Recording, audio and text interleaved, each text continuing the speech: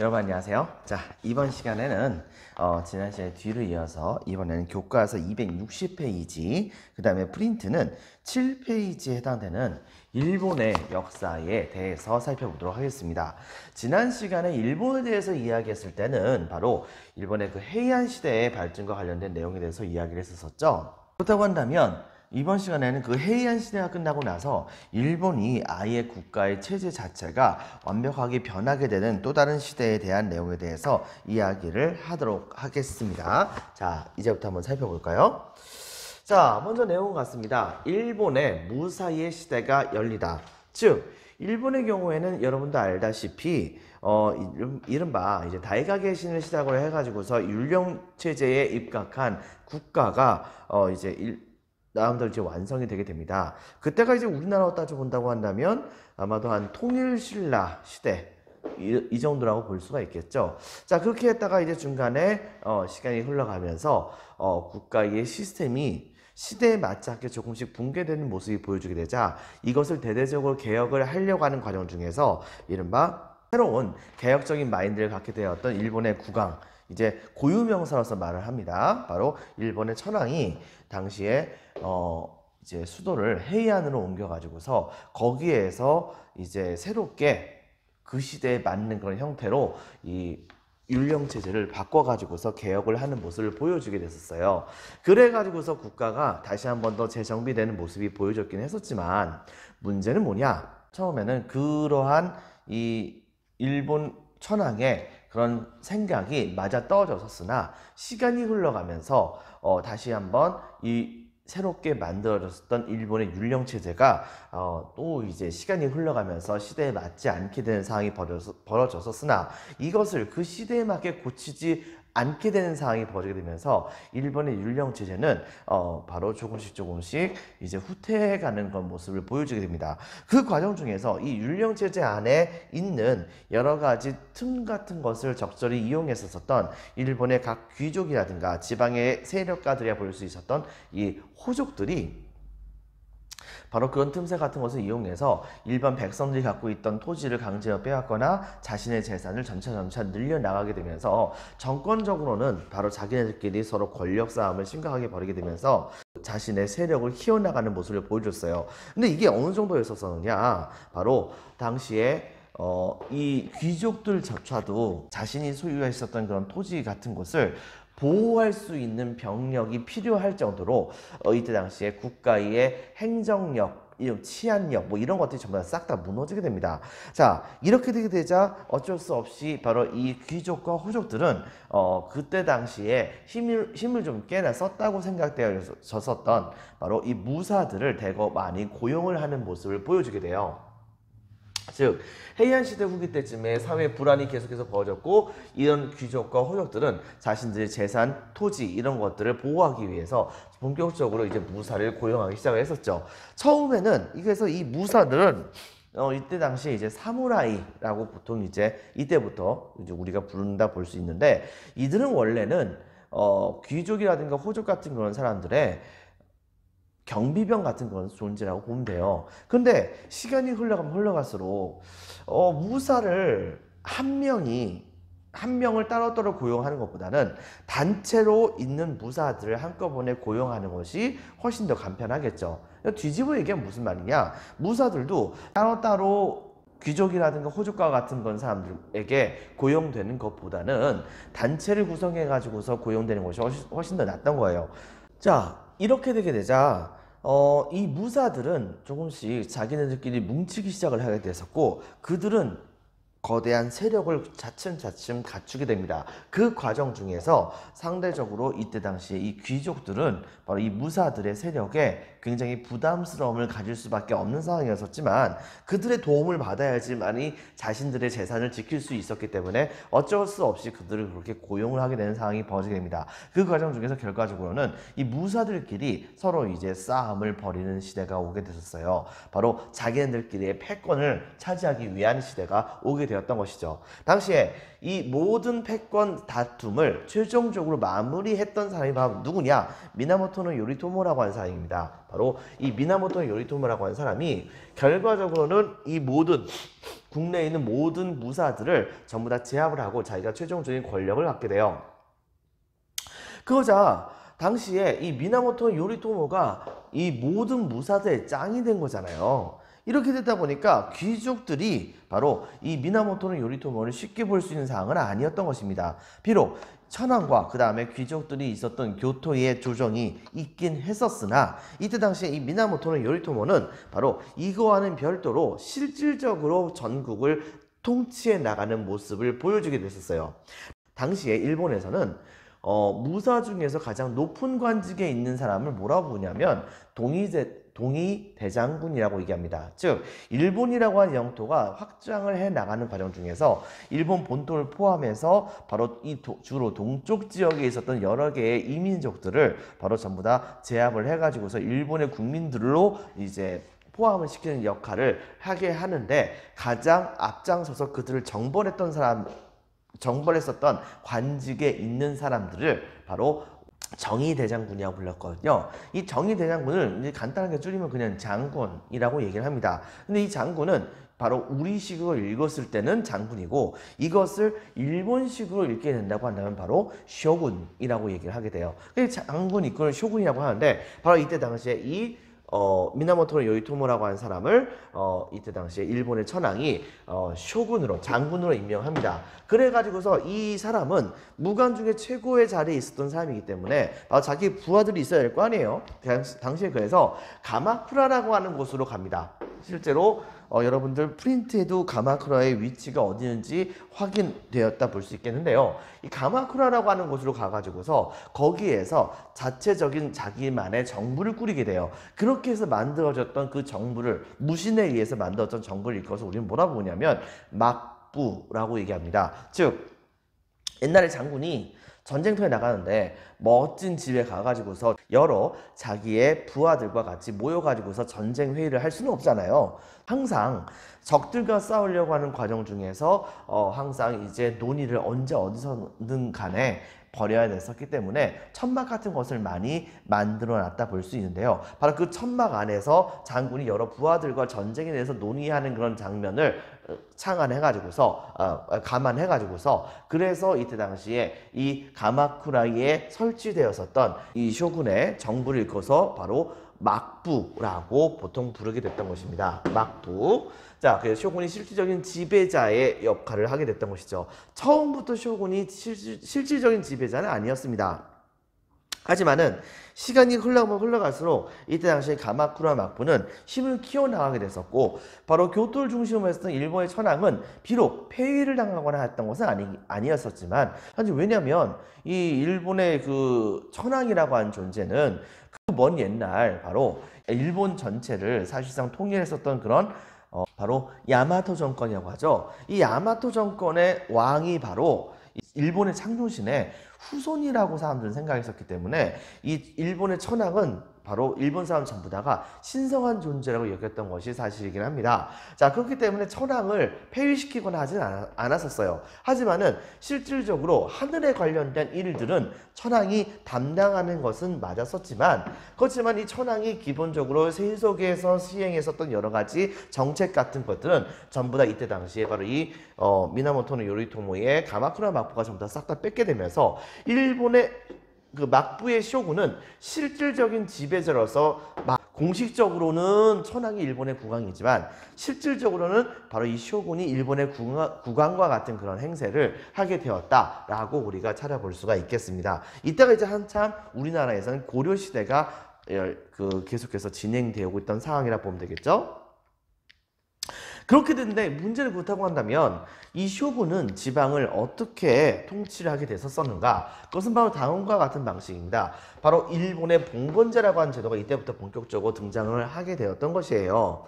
내용을 보면 다음과 같습니다. 쇼군은 바로 무사에게 바로 토지와 관직을 수여합니다. 즉, 이 쇼군은 지방에 있었던 여러 이 사무라이들, 이 무사들에게 그 지역을 다스리는 관리로서 임명을 해주는 거예요. 근데 이 관리라고 하는 관직은 바로 교토에서부터 나오는 거잖아요. 하지만은 이때 당시에 형식은 그렇습니다. 쇼군이 바로 자기의 부하 무사를 어떤 A라고 하는 지역의 관리로 임명한다 라고 한다면, 임명할 때는 형식적으로는 교토에 있었던 천황에게 바로 관리를 임명을 할 테니 이것을 허락해줘라 라고 하는 건 방식을 취하기는 합니다. 하지만 실질적으로 이 천황은 거기에 대해서 딴지를 걸 수가 없어요. 안 돼요 뭐 이렇게 얘기할 수가 없었단 말이에요. 자, 그렇기 때문에 이때 당시에 이 형식적이었었던 허락만 받고 가마쿠라 막부는 바로 지방의 지방관을 자기 마음대로 임명할 수 있었던 겁니다. 그리고 바로 그 자리에 자기의 부하들을 이제 임명을 하게 되면서 이 부하들에게는 바로 이 관직을 주는 거죠. 그 지역을 다스리는 관직을 자기 부하에게 줬던 것인데, 바로 이 부하에게 이 지역을 다스리는 관직을 주면서 실질적으로는 그 지역 자체를 그 사람에게 준 거나 마찬가지입니다. 그렇다고 한다면 그 사람은 그 지역에서 자기들 마음대로 바로 세금을 거둘 수 있는 모습을 보여줬던 것입니다. 어떻게 본다고 한다면은 바로 중세시대 때 유럽의 봉건제 시대 때의 주군과 그 다음에 봉신과의 관계하고도 좀 비슷하다 볼 수 있었는데요. 바로 이때 당시에 이 무사는 쇼군에게서부터 그 지역을 다스리는 관직을 이제 받게 되면 사실상 그 토지를 받는 거나 마찬가지의 모습을 보여준 것입니다. 당연히 그거에 대한 대가를 치러야 되겠죠. 즉 쇼군이 만약에 군사적으로 뭔가가 필요하다라고 한다면 항상 그 무사는 쇼군을 위해서 실질적으로 군대에 가가지고 그 쇼군에게 열심히 충성을 바쳐야 되는 모습을 보여주게 됩니다. 그리고 그 외에도 여러 가지 부분에서 많은 그런 봉사활동을 해야 되는 모습이 있었던 거예요. 우리가 알고 있는 그런 봉사활동은 아닙니다. 이제 군권을 만든다든가 아니면 각종 노역이라든가 이런 것에 필요한 사람들을 보내거나 하는 그런 활동 같은 것을 했다고 볼 수가 있겠죠. 그리고 당연히 바로 이때 당시에 이 무사들은 이 쇼군에게 충성을 맹세하는 모습을 보여주게 됩니다. 그렇게 하면서 이때 당시에 일본의 봉건제는 본격적으로 일본 안에서 처음으로 시작이 되었다 볼 수 있겠죠. 자, 그래서 일단은 내용은 다음과 같이 우리가 좀 찾아보도록 하겠습니다. 먼저 1번 배경에서는요, 헤이안 시대 밑줄 다음 줄에 귀족과 유력 농민들이 토지 그 다음에 재산 보호를 위해 무사 빈칸에 적혔습니다. 무사 고용, 그것 때문에 무사 세력 성장. 자, 별표 1개 반. 최초의 바로 무신 정권입니다. 일본 무신 정권입니다. 가마쿠라 막부 12세기 말 때쯤이었는데요. 동그라미 1번 미나모토노 요리토모가 실권을 장악합니다. 동그라미 2번 일본 천황이 그를 쇼군으로 임명합니다. 동그라미 3번 가마쿠라 막부를 수입하게 되었죠. 동그라미 기억 막부의 쇼군이 실질적인 지배권을 장악합니다. 동그라미 니은 천황은 빈칸에 적혔습니다. 의례를 담당하는 상징적인 존재로서 존재하게 됩니다. 그 다음에 동그라미 디귿 바로 일본 특유의 봉건제가 처음으로 실시되었다고 볼 수 있겠습니다. 자, 그 다음에 별표 2개 치겠습니다. 바로 일본의 봉건제. 이거 이제 굉장히 시험 문제에 나올 거리라고도 우리가 볼 수도 있는 것이겠죠. 물론 그렇다고 해서 100% 나오는 거 아닙니다. 그래도 중요한 거니까 여러분 기억해 주세요. 자, 가마쿠라 막부 시대 이후에 약 700년 동안 이 일본의 봉건제는 계속해서 유지가 됩니다. 근데 그 시작점이라고 하는 측면에서 이 가마쿠라 막부는 중요하다 볼 수 있겠죠. 먼저 쇼군 박스. 쇼군은 무사에게 자, 바로 빈칸에 적혔습니다. 토지. 그 다음에 두 번째는 관직을 수여합니다. 근데 거기에 비교해서 무사 박스 쇼군에게 빈칸에 적혔습니다. 군역, 군사적 봉사라고도 합니다. 그리고 각종 봉사 등을 바치고 역시 충성 맹세를 하게 되었던 것이라 볼 수 있겠죠.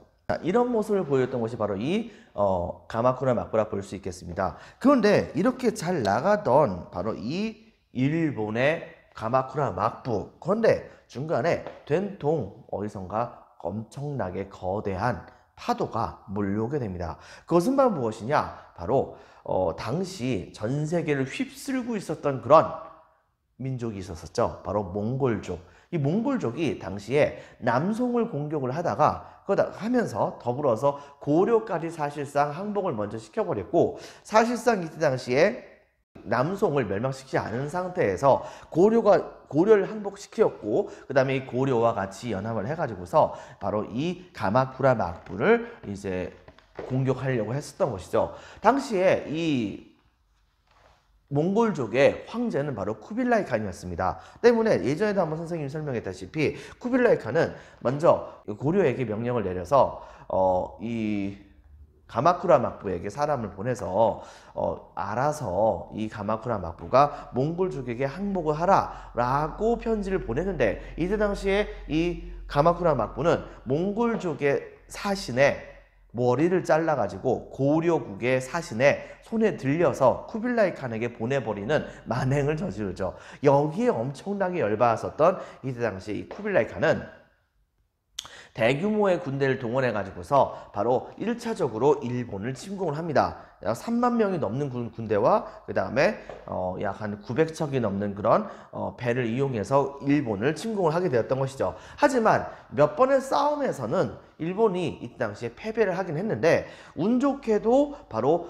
이제 일본 사람들이 불렀었 신풍이라고 부르는 태풍이 불어가지고서 이때 당시에 반 이상에 해당되는 그런 군대가 전부 다 물속에 가라앉게 되자 결과적으로는 여몽연합군의 1차 침공은 실패하게 됩니다. 그래서 이것에 열받았었던 이때 당시에 쿠빌라이는 다시 한 번 더 대규모의 원정군을 구성하게 되었었죠. 바로 남쪽에 남성을 멸망시킨 다음에 항복했던 병사들 한 10만이 넘는 병사들과 그 다음에 여몽연합군 한 5만 명 합쳐가지고서 다시 한 번 더 이 일본을 침공을 하게 됩니다. 자, 근데 이때 당시에 이 가마쿠라 막부도 나름대로는 생각이 있었어요.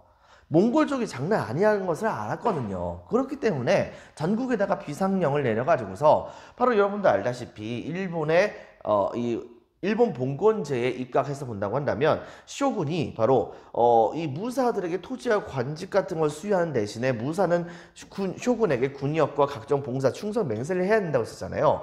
쇼군이 바로 이 무사들에게 군대에 가가지고서 적들과 싸우기 위해서 모든 자원을 갖다 바쳐라 라고 딱 명령을 했던 거예요. 당시에 이 무사들도 약간 좀 꿍꿍이는 있었습니다. 뭐냐면 쇼군을 위해서 이 가마쿠라 막부를 위해서 충성을 바치게 된다고 한다면 어떤 형태여든 간에 무엇인가가 대가가 주어지지 않을까라고 하는 생각을 가졌던 것이에요. 그렇기 때문에 이들은 이때 당시에 그런 희망을 받은 채로 바로 이 가마쿠라 막부의 명령을 들어서 적극적으로 여몽연합군과 싸움을 벌이게 됐었죠. 당시에 그 싸움은 굉장히 치열했다고 했었습니다. 여러 개의 섬들에서 굉장히 치열한 싸움이 벌어지긴 했었는데 정말 잘 싸움을 벌이긴 했었지만은 얼마 후에는 결과적으로는 이 중과부적으로 이 일본의 무사 정권이 밀려가지고서 일본 본토까지 여몽연합군이 상륙하기 일보 직전의 상황이 됐던 것이에요. 근데 다시 한번 여러분들 알다시피 두 번째 태풍이 불게 된 것입니다. 이것 때문에 굉장히 많았었던 그런 여몽연합군의 상당수가 물속에 가라앉게 되면서 2차 침공은 실패하게 됩니다. 그리고서 3차 침공을 하려고 했었지만 바로 이 3차 침공에서는 쿠빌라이 칸이 죽는 바람에 바로 이런 3차 침공을 성공을 하지 못하죠. 근데 문제는 뭐냐? 가마쿠라 막부도 무사하지 않았다는 겁니다. 즉 당시에 무사들은 이 가마쿠라 막부에게 전쟁에 참여했었던 것에 대한 이제 그 보상을 해달라고 요청을 하게 됐는데 가마쿠라 막부 자체가 이거에 대한 보상을 제대로 해주지 못해요. 그러다 보니까 이것 때문에 이 무사들이 굉장히 불만이 많아졌었습니다. 자, 근데 이런 상황에서 당시에 권력에 대한 야심이 많았었던 새롭게 천황의 자리에 올라갔었던 이 일본의 천황이 당시에 바로 이 가마쿠라 막부를 무너뜨릴 작정을 펼치게 됐던 것이죠. 그래서 전국에다가 가마쿠라 막부 토벌령을 내리게 되었고 이것의 싸움 끝에 몇 번은 계속해서 가마쿠라 막부가 승리를 했지만 최종적으로는 패배를 하게 됩니다. 최종적으로는 패배하게 되었는데 문제는 이 가마쿠라 막부를 무너뜨릴 때 바로 앞장서서 천황의 군대와 같이 손을 잡았던 사람이 유력한 무사 중에 한 명이었었던 아시카가 나카우치라고 하는 사람이 있었습니다. 근데 이 사람이 이때 당시에 바로 이 가마쿠라 막부를 멸망시킨 다음에 그 다음에 이 일본의 천황이 자기를 새로운 쇼군으로 임명해 줄 줄 알았던 거예요. 그런데 이 일본의 천황은 전혀 그럴 생각이 없었던 겁니다. 일본의 천황은 바로 나라 시대와 바로 헤이안 시대의 통치의 방식으로 돌아가려고 했었던 생각을 갖고 있었던 것이에요. 근데 이것을 아시카가 다카오츠가 생각했던 것은 아니잖아요. 결과적으로 어떤 일이 벌어졌느냐? 이때 당시에 이 아시카가 다카오츠는 여기에 대한 불만이 되게 많았었는데, 문제는 일본의 천황이 가마쿠라 막부를 멸망시킨 다음에 거기에서 커다랗게 공로를 세웠던 많은 무사들에게 제대로 된 보상을 해주지 못했다는 게 문제가 있었던 것입니다. 이기 때문에 바로 기껏 해가지고서 지금 일본의 천황을 위해서 목숨을 바쳤더니 일본의 천황은 자기네들에게 보상 같은 걸 전혀 해주지 않으니까 이거에 대한 불만을 갖고 있었던 일본의 지방 무사들이 바로 역시 똑같이 일본의 천황에 대해서 불만을 갖고 있었던 유력한 무사 아시카가 다카오츠를 중심으로 해서 뭉치게 됩니다. 그리고 여기에서 이 아시카가 다카오츠가 일본의 천황에 반대해서 다시 한번 반란을 일으켜요. 그리고 자기의 입맛에 맞는 또 다른 한 명의 천황을 이때 당시에 일본의 천황으로 옹립을 하게 됩니다. 이것의 결과 일본 역사상 최초로 남쪽과 북쪽이 갈리게 되는 이른바 남북조 시대가 시작이 되게 됩니다. 그러면서 양쪽에서 치열한 싸움을 벌이게 됐었는데, 그런데 여기에서 아시카가 다카오츠는 일단은 약간 우위를 점하긴 했었어요. 그래서 일본의 원래 정부가 있었던 교토까지 정부를 점령한 다음에 거기다가 막부를 세우게 됩니다. 그런데 이제 문제는 뭐가 있었느냐? 당시에 중국 쪽은 말이죠. 원나라가 망했어요. 그리고 나서 이제 명나라가 등장했단 말이에요. 근데 문제는 이 명나라가 등장을 한 다음에 이 아시카가 다카오츠는 명나라에게 예전에 한번 선생님이 설명한 적이 있었죠. 명나라에게 조공을 바치는 것은 조공을 바치는 나라가 이익입니까? 조공을 바치는 나라가 손해입니까? 바로 조공을 바치는 나라가 훨씬 더 이익이었단 말이에요. 당시에 이 명나라는 자기들에게 조공을 갖다 바친 나라에게 바로 일정 정도에 해당하는 곱하기 X배에 해당되는 그런 물품들을 답례품으로 줬단 말입니다. 근데 이제 문제가 뭐가 있었냐면, 그렇게 해가지고 너무 많은 나라들이 조공을 바치니까 명나라에서 이게 감당이 안 되는 거예요. 그래가지고서 어떻게 했냐면, 바로 일본 정부와 그 다음에 명나라 정부가 인정한 특정 정도에 해당하는 그런 액수에 해당하는 그런 양의 조공 물품을 정해가지고서 그걸 통해서 양국이 서로 필요한 물건들을 주고받는 조공의 형식으로 주고받는 형태의 무역을 진행을 하게 됩니다. 이걸 일컬어서 우리는 뭐라고 부르냐면 바로 감합 무역이라고 얘기를 하거든요. 근데 이 감합 무역에 아시카가 다카오츠가 직접적으로 참가를 하지 못하게 됐던 상황이 됐던 것이에요. 그러다 보니까 이거에 대해서 이 무로마치 막부, 이 아시카가 다카오츠가 교토에다 세웠었던 이 막부가 바로 무로마치 막부라고 하는데, 이 무로마치 막부가 남북쪽으로 갈린 상태에서 바로 이 명나라에게 감합 무역을 일종의 조공무역이죠. 이 감합무역을 계속 유지할 수 없는 상황이 되게 되자 이거에 대한 불만이 많아가지고서 많은 분탕질을 이 명나라에서 진행을 했다고도 합니다. 그리고 나중에 가서는 제대로 된 이 무역을 진행하기 위해서 결과적으로는 남쪽에 있었던 남조와 그 다음에 북쪽에 있었던 북조를 같이 합치게 만드는 모습을 보여주게 됐었어요. 그렇게 하고서 북조 지역에 있었던 3대 쇼군, 즉 무로마치 막부의 3대 쇼군에 해당됐던 사람이 아시카가 요시미스라고 하는 그런 사람이 일본은 다시 한번 이제 통일의 시대를 맞이를 하게 됩니다. 자, 이렇게 해가지고서 나름대로는 이 명나라에게 그때부터는 조공무역을 제대로 하게 되면서 나름대로 국가를 잘 유지해 나가는 모습을 보여줬었어요. 하지만은 이게 몇 대 가지를 못합니다. 한참 후에 어떤 일이 벌어졌냐면 이때 당시에 막부의 쇼군이 후계자를 정한 게 있었었는데, 이 후계자 말고 다른 후계자를 적극적으로 지지했었던 다른 무사들이 실제로 이 쇼군이 죽게 되자 대규모로 반란을 일으켜가지고서 당시에 쇼군의 수도라 부를 수 있었던 교토를 오랫동안 점령하는 그런 시대가 오게 됩니다. 한 10년 동안 점령하는 그런 상황이 오게 됐었어요. 문제는 뭐냐면 거의 반란군들이 10년 동안 이 수도를 점령한 거나 마찬가지였거든요. 나중에 이게 회복이 되긴 했었었는데, 바로 이 난을 일컬어서 원인의 난이라고 얘기를 하는데, 그런데 문제는 이거 과정 중에서 이 무로마치 막부의 쇼군의 힘이 생각보다 굉장히 작다는 것을 알게 된 거예요.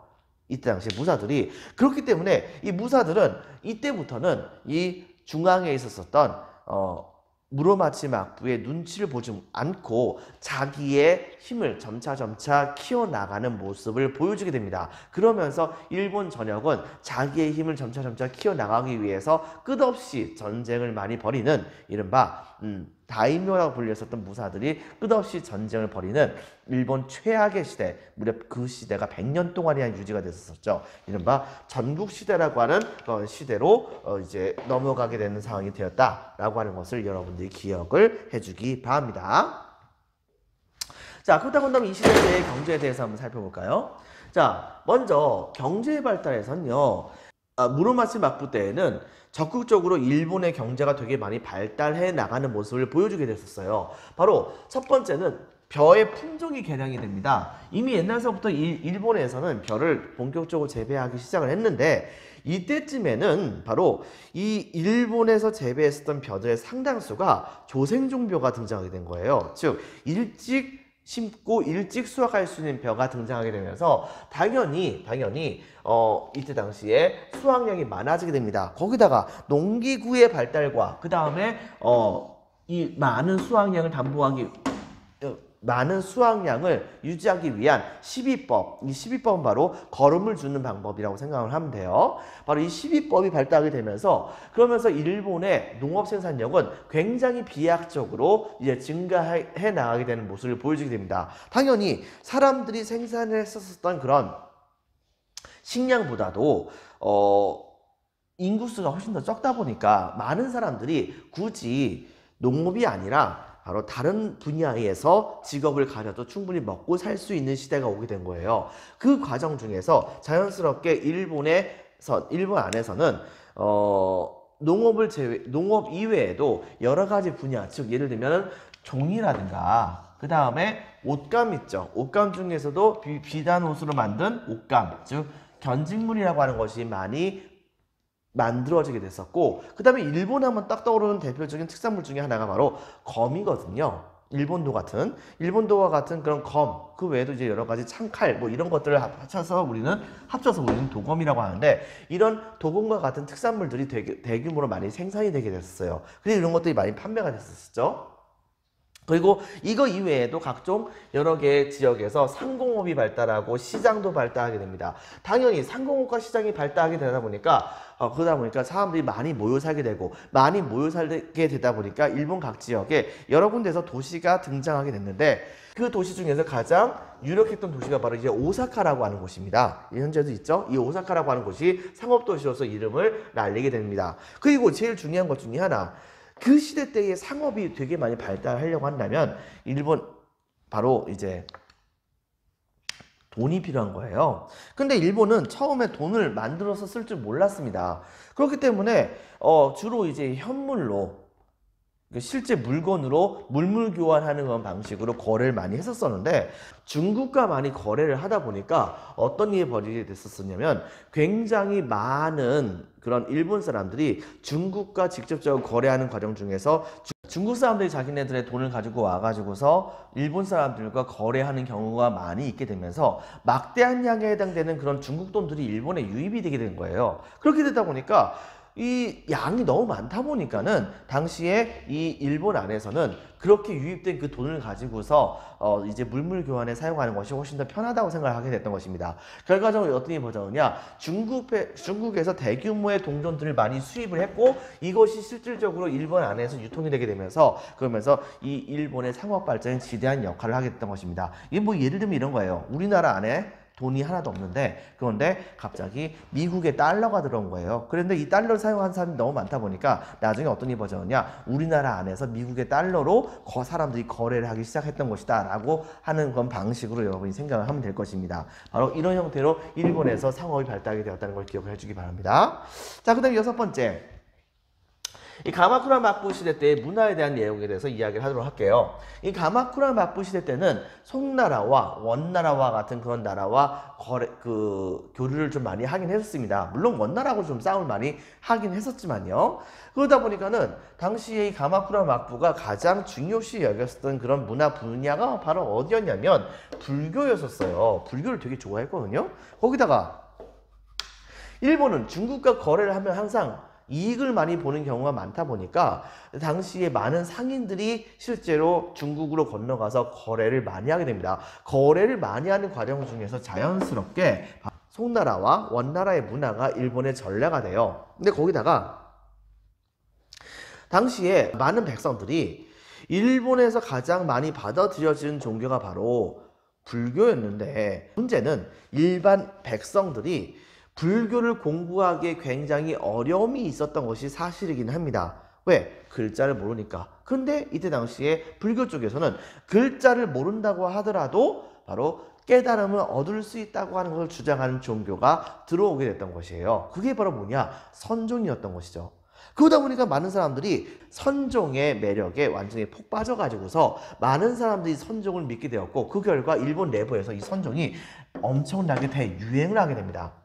바로 그런 점을 여러분 기억을 해주시고요. 그 다음에 또 한 가지는 무사 주인공의 일기, 소설 같은 것이 막 등장하게 됐던 것이에요. 이제는 사회의 주요 계층이 바로 무사다 보니까 많은 사람들이 무사를 선망을 하게 되었고, 그 과정 중에서 이 무사를 대상으로 했었던 여러 가지 무사의 무용담을 담은 일기라든가 소설책 같은 것이 유행을 하게 되면서 많은 사람들이 무사가 되기를 원했었다라고도 우리가 찾아볼 수 있는 것이겠죠. 그리고 그 다음에 이번에는 무로마치 막부 시대 때의 문화에 대해서 살펴보도록 하겠습니다. 이때는 선종이 사실상 이제 완전히 뿌리를 내렸어요. 그리고 이 선종은 글자보다는 바로 깨달음을 얻는 것을 중요시 여기잖아요. 근데 그렇게 되다 보니까 이때 당시의 사회의 지배계층이라 볼 수 있었던 바로 무사들의 경우에는 글자가 중요한 것이 아니라 바로 무예의 상승이 증가하는 것, 그 다음에 일종의 무도를 깨닫는 것, 뭐 이런 것이 되게 중요했었거든요. 그렇기 때문에 바로 이런 것과 관련돼 가지고서 이 무사들이 되게 많이 이 선종을 되게 중요시 여기게 됩니다. 그리고 그런 문화가 표현된 분야가 바로 어떤 분야냐? 다도, 즉 차를 마시는 그런 예절이라든가, 그 다음에 료완지라고 해가지고서 일본의 좀 정갈한 그런 형태의 정원 양식 같은 것들이 이때 당시에 지배계층이라 볼 수 있었던 사무라이의 무가 문화 본격적으로 유행을 하게 되었다는 것을 기억을 해주기 바랍니다. 근데 그럼에도 불구하고 또 한 가지 더, 바로 이 무농가 상인들이 되게 많이 성장하게 된 거죠. 여러분들 알다시피 경제 발달에서 이 무로마치 막부 시대 때에 엄청나게 바로 농업 생산력이 증가하게 됐고 상공업이 발달했다고 했었잖아요. 그러다 보니까 이들이 상대적으로 부자가 되게 됐는데, 문제는 뭐냐? 무사 문화를 갖기엔 좀 어려운 것이 있었어요. 때문에 이런 것보다는 좀 인생을 좀 즐기면서 살고, 그 다음에 세상을 이제 재밌게 살고 싶은 것 마음에 여러 가지 바로 세상을 비꼬거나 아니면은 무용 같은 걸 하거나 아니면 춤 같은 걸 추거나 뭐 이런 것들에 대해서 바로 이 사람들이 되게 열광을 했었던 측면이 있었기 때문에 바로 그런 쪽과 관련된 여러 가지 문화들이 되게 발달하게 됩니다. 대표적으로 노라고 불렸었던 가면극이라든가, 그 다음에 각종 풍자극 같은 것이 이 시대 때에 유행을 하게 되었다는 것을 기억을 해주기 바랍니다. 자, 그래서 내용을 보면 다음과 같이 우리가 찾아볼 수가 있겠어요. 자, 먼저 동그라미 4번에 무로마치 막부. 자, 빈칸에 적겠습니다. 바로 몽골. 자, 몽골 침략 과정에서 가마쿠라 막부가 약화가 됩니다. 그래서 아시카가 다카우치라고 하는 사람이 교토에다가 막부를 세우고, 빈칸에 적겠습니다. 명과 조공무역 시행 밑줄 쫙 칩니다. 하지만 이렇게 잘 나갔던 무로마치 막부도 바로 빈칸에 적겠습니다. 온인의 난 이후 지방 무사들의 다툼으로 인해 가지고서 다음 줄에 박스 치겠습니다. 전국시대 박스. 그러면서 이 전국시대가 무려 100년 동안 유지가 됐다고요. 그 다음에 동그라미 5번에 별표 1개 반. 경제 발달에서는 무로마치 시대의 박스. 무로마치 시대 때는 동그라미 1번. 자, 벼의 품종 개량. 그 다음에 농기구 및 빈칸에 적겠습니다. 시비법, 이것이 발달에 따른 농업 생산량이 증가를 하게 됩니다. 동그라미 2번, 종이, 그 다음에 견직물, 그 다음에 도검 등 특산물이 생산되는 모습을 보여줄 수가 있고요. 동그라미 3번, 상공업과 시장 발달에 따라 상업도시 오사카 같은 곳이 성장을 하게 됩니다. 동그라미 4번, 그리고 중국에서 수입했던 뭐가 유통됐다고 했었죠? 바로 동전이 유통이 되게 됩니다. 동그라미 6번, 가마쿠라 막부 시대의 문화에서는 동그라미 1번, 승려와 상인을 통한 송원의 문화 전례가 유행을 하게 됐고요. 동그라미 2번에서는 명상을 강조하는 빈칸에 적혔습니다. 선종 불교가 유행을 하게 됩니다. 동그라미 3번, 무사들의 무용담을 담은 일기나 소설 같은 것이 등장하게 됩니다. 네, 동그라미 7번에 별표 하나, 무로마치 막부 시대의 문화에서 박스. 동그라미 1번, 선종의 영향으로 바로 다도와 정원 양식이었던 료안지라고 불리는 것들이 대표되는 바로 무가 문화가 발달이 되게 됩니다. 그 다음에 두 번째 바로 동그라미 2번입니다. 부유한 농민과 상인 중심으로 빈칸에 적혔습니다. 노라고 하는 가면극이나 혹은 풍자극 같은 것이 유행을 했다고 합니다. 자, 여러분들 수고 많으셨습니다. 여러분들 다음 시간에는 일본의 전국시대 이후에 무신 정권에 대해서, 일본의 막부 시대에 대해서 살펴보도록 하겠습니다. 자, 수고 많으셨습니다. 감사합니다.